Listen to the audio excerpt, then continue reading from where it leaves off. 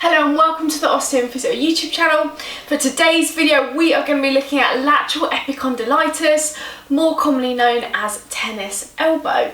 This condition commonly involves the extensor tendons around the forearm and down into the fingers. So anything where we're rotating or extending or picking up with the wrist can trigger pain around these tendons. It is commonly predisposed by chronic repetitive stress into the tendon attachments around the outer part of the elbow. It is most common in office workers, manual workers, lots of repetitive tasks using the upper body. How it typically presents in patients is localised pain around the elbow, weakness on picking stuff up, and this is one of our tests that we would look at. It's resisting extension through the fingers but also picking stuff up, see if it's weak, as well as pain referring down into the forearm area. So number one, start off by adding ice around the tendon attachment to reduce that soreness and inflammation. Number two, avoid any activities that aggravate the elbow for a bit to allow it to recover. So anything that you know is a trigger, avoid it.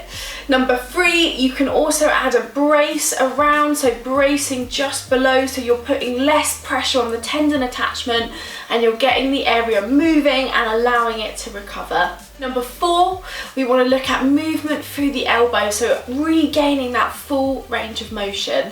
So we want to look at flexion and extension. So you're straightening and bending the elbow in a slow and controlled movement. So you want to add that movement over time, and then we can turn the hand up and down to work through the pronators and the supinators as well as through radius and ulnar. So you're moving in all vectors, so you want it to be a nice, smooth, slow movement into each of the areas. Number five, we can start to release around the area. So what I want you to do is just feel around the elbow, and you can start off by finding a tender spot, which might be an adhesion or a trigger point, and then holding that pressure still. What you should find is if it peaks initially, holding it for a long period of time should allow that to release and break down that tightness. What we can also do when we're doing that is work our hand across where we're moving the elbow as we're relaxing. So we're almost kind of self-massage through the forearm, so we're trying to release it a little bit through. And then what we can then look at is some cross fibre work. So as we're dragging the fingers down, we're going across where the tendon attaches. So we're trying to break down any adhesions, working down into that area. Good. Next, we want to look at stretching through the extensors and the supinators.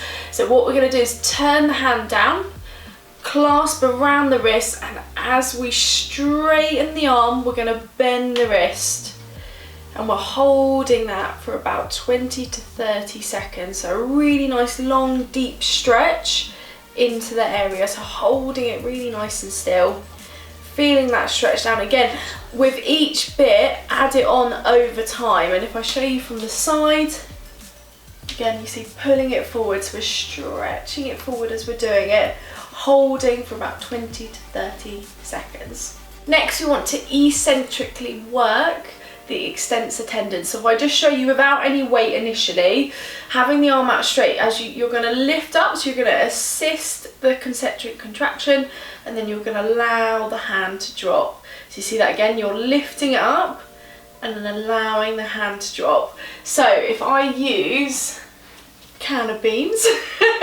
but you can add a weight in later, but just to start, holding the can out in front, you're going to lift it up and then slowly and in a controlled way allow it to drop.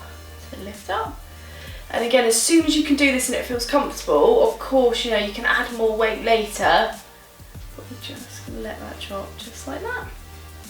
And we want to aim between 5 to 10 reps.